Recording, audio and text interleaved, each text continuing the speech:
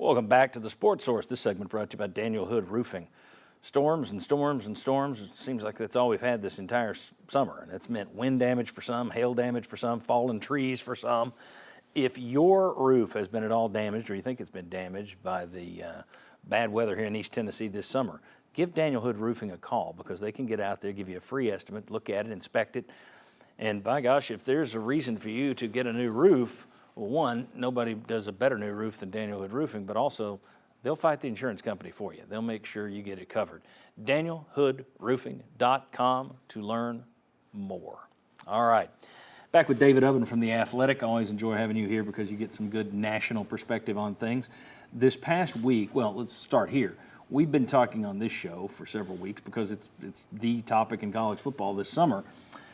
Conference expansion, conference realignment. Now it looks, with all the teams moving into the Big Ten, it's back to being called expansion. All right.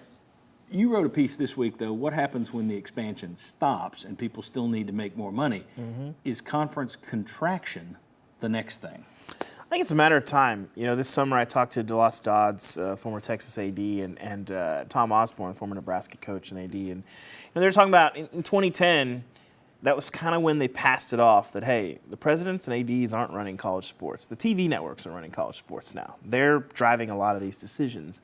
And right now there's still a lot of properties to gain. I think, you know, what happens to the ACC will be interesting. But at some point, there's not going to be a Texas and an Oklahoma to add to a league, or a USC and a UCLA. And if a TV network comes to you and says, hey, if you kick out some schools, it's more, your slice of the pie gets bigger. And, you know, college sports has fallen to a lot of what businesses in America have fallen to, that it has to be constant growth, constant exponential growth. Yeah. If it's not, you're failing.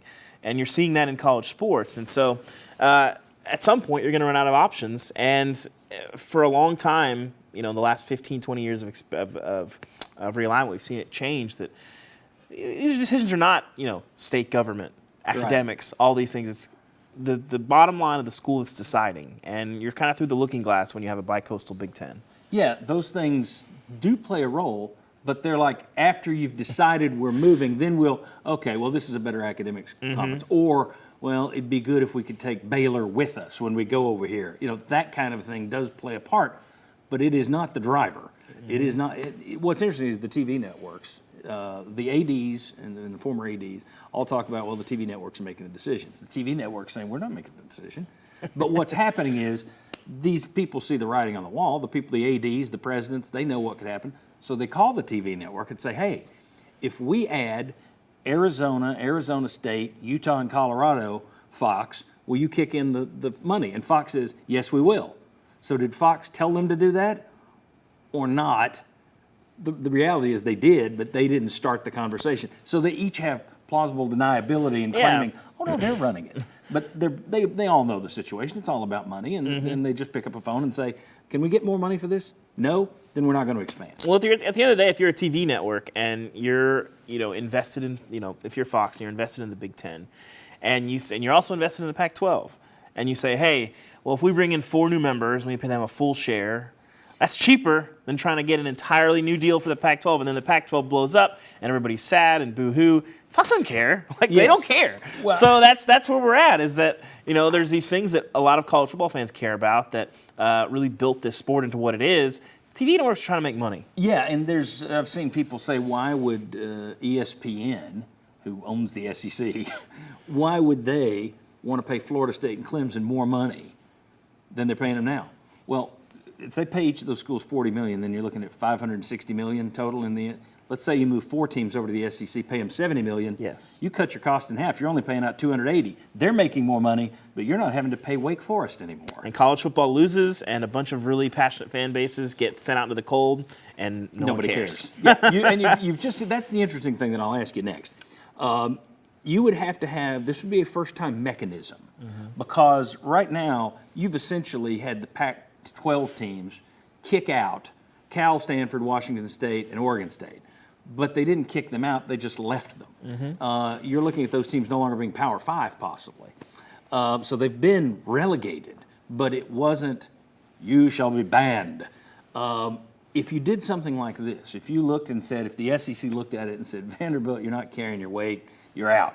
you got to have some mechanism for that. I don't know what the legality is. I don't know how you unspool those contracts. So I don't know how easy it would be to do it. Plus, you're going to take some heat. Those presidents would take some serious heat. But if the money's there, it'll happen. But it's not something we've seen to my knowledge. Yeah, well, college football obviously is moving into 2 power conferences. And I could see a situation, my colleague Stuart Mandel wrote a piece this week talking about a super league.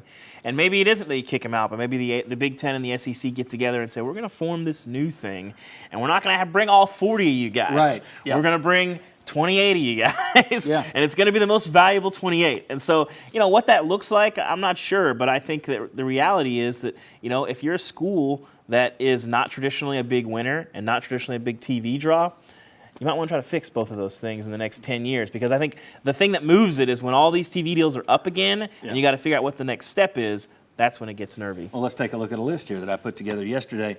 These are schools that I went through last year's average TV viewers for every school. And also, it's your traditional losers, all right? So the Big Ten, I was surprised. Rutgers, Northwestern, that makes sense. Purdue, at the bottom of the league in TV viewers. I would be concerned if I were Purdue. SEC, all right, Vanderbilt's dunce, we know that. Missouri is your next worst in terms of TV viewers last year. Mississippi State after that. But look at the ACC. Duke, all right, makes sense. Boston College, Wake Forest, I can see that. Everybody's talking about needing Virginia because of the academics and the brand and it. Nobody watched them. And nobody watched Virginia Tech last year. Then you look at the Big 12 moving forward. Well, maybe it was because those 3 teams were in the Pac-12 and had a bad TV deal. But I would be concerned moving forward. Texas Tech, Kansas, nobody's watching you either. So if you're looking at teams that we're talking about could be contracted someday, or if you go to some 40-team Super League or a 28-team Super League, don't expect to see these guys playing in it. Yeah, I think that's just the reality of what the future of college sports is. And I think it's sad. I think, when you see a power conference like the Pac-12 just sort of disintegrate, not overnight. This has been a slow, I'd say a decade with a year and a half so of like really staring down the barrel of this situation. It's really sad. And I think for me this summer, I've sort of had to like mourn the loss of like college football. The way that I grew up with it and the thing that I love and I think a lot of people love, it's changing. It's becoming something very, very different. And it's not about just, an expanded playoff or NIL or all these things that people have always said is going to be the harbinger of doom. The administrators, coaches have always said, we can't, hurt the regular season. We can't bring the playoff in. We can't pay players. Well, you know what hurts the regular season is breaking up rivalries and breaking up conferences. That hurts your regular season. And here we are. Well, I mean, the SEC added Arkansas and South Carolina 30 years ago. Tennessee played Arkansas for the first 10, 15 years they were in the league. That never became a rivalry. You're playing South Carolina, playing them for 30 straight years. We were debating earlier this summer after last year's game.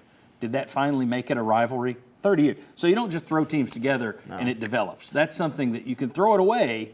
It's near impossible to create. Well, so much of it is cultural. That's the thing, is that, it's the people, I think a lot of college sports, especially having lived in Texas for a lot of the time, if you go to an office building, it's a bunch of Baylor people, it's a bunch of Texas Tech people, it's a bunch of Texas people, a bunch of Oklahoma people, Oklahoma State people, all in one place. Dallas is sort of unique in that way, but, your neighbors.